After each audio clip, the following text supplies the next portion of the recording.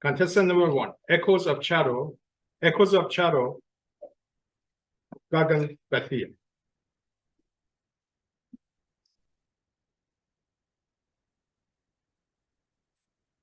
Imagine a squiggly, worm-like creature inside a shell, eating itself, dissolving and digesting its tissues.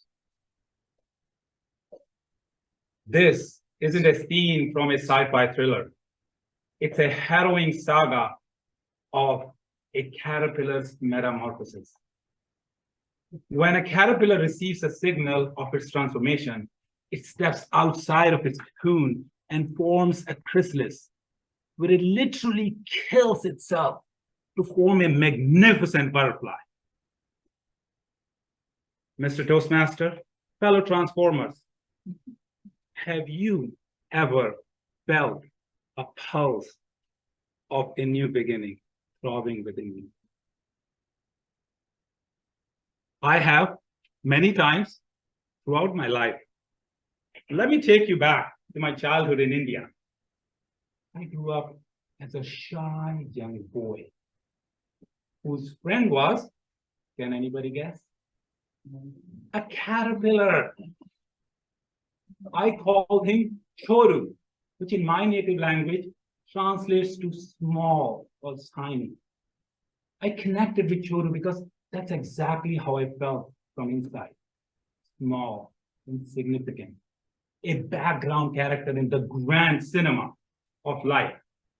While other kids boldly prepared to take on the world by advancing their academic, athletic, and leadership skills, I was mastering the art of invisibility, hiding in the shadowy corners, having my one-sided conversation with Choru. I would tell him, Choru, I'm not strong. I'm not talented. I don't have any gifts. Little did I know that my conversations with Choru would become my life's narrative. Choru, my silent listener, became my inner naysayer. I had many opportunities to grow and advance, just like other kids. Debate contest, running races, science fair. But the echoes of Choru keeps coming back. You're not smart. You don't have any talent. You're not strong. So I stayed inside my cocoon. As I grew up, I left Choru, but he didn't leave me. I grew up and I graduated and came to the United States. And I started my career as an engineer. But I got intrigued by marketing. So I wanted to switch to marketing.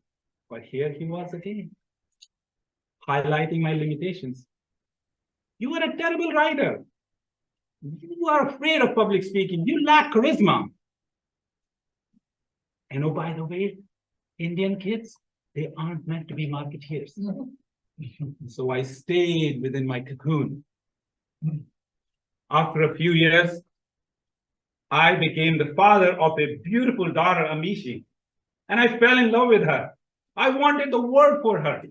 So as she grew up, I enrolled her in swimming, in dance, in piano, you know, the entire Asian curriculum of extracurricular activities. She found her passion in swimming. So I enrolled her in a swimming competition. On the eve of competition, she came back. She said, Daddy, I don't want to compete. I'm not good enough. I'm not fast. I won't win.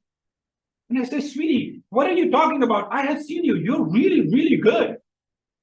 And then her question, Daddy, have you ever been afraid? How did you deal with fear? Boy, oh boy. I stood there in silence.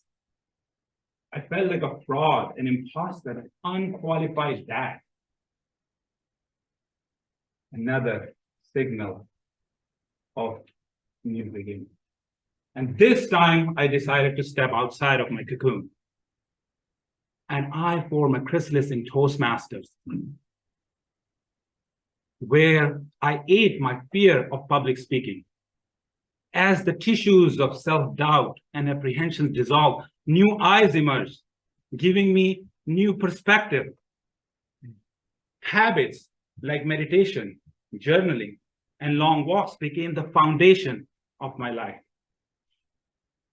And as I transformed, my chodu unfurled into a butterfly and flew away. And now chodu was gone. There was no holding me back. I soared through the sky. I switched my career and became a marketeer. I trained for half marathon and finished it. And today, I'm standing in front of you, participating in my first ever speech contest. And I'm loving every single second of this. Are you feeling the pulse of a new beginning? Maybe you want to start a business.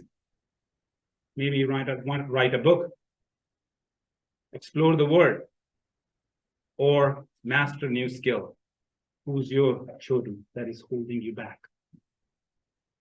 Today, I ask you, all of us, to release our chodus, unfurl our wings, and become the magnificent beings that we are all meant to be.